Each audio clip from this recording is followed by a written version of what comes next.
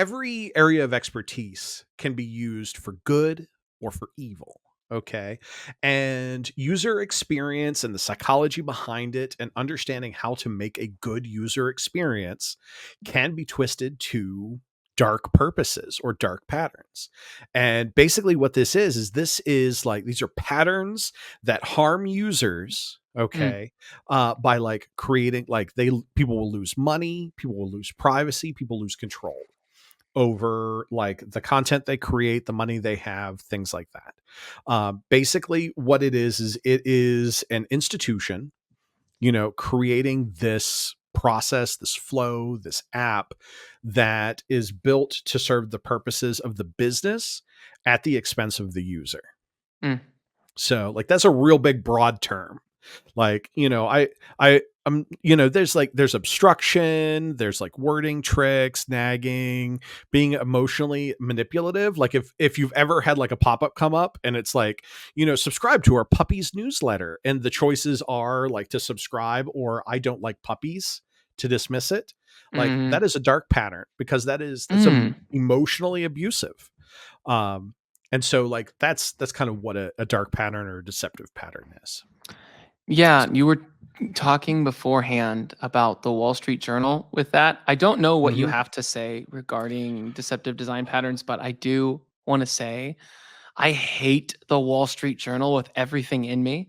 I will never ever forget.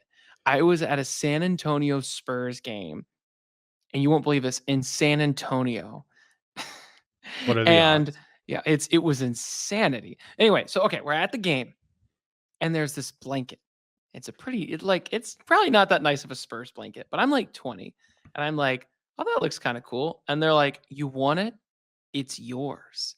And I'm like, Ooh. "What do I got to do?" And it's like this person on the corner of the arena, like literally like a drug deal's going down. Like, "Tell you what, all you got to do is give me your email, sign right here, and you subscribe to the Wall Street Journal. Best part is, first 3 months are free. Don't worry, super easy, cancel at any time."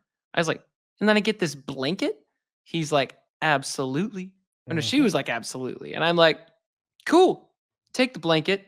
Didn't think anything of it. Let me tell you, canceling the Wall Street Journal 10 years ago was not easy. I don't know what its process is now, but it was made to sound, I was like, hold on. So I can just go over here, go to this, like, and they made it sound like there was an easy portal on their website to hit unsubscribe.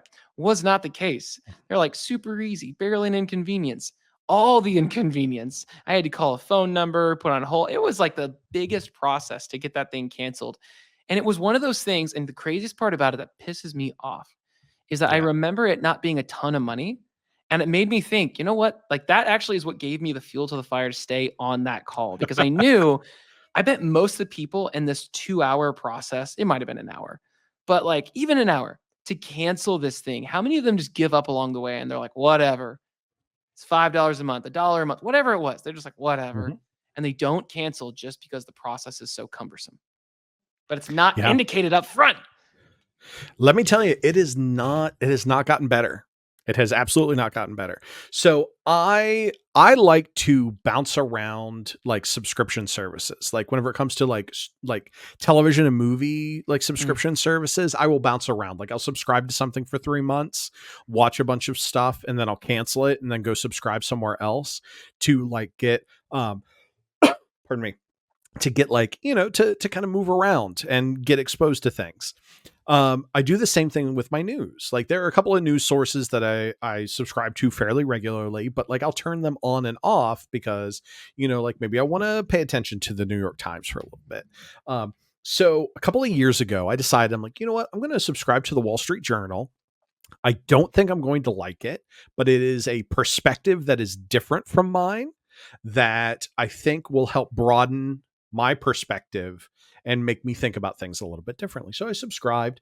I had it for a couple of months. I was not enthused with it. But that's fine. And I decided I'm gonna cancel.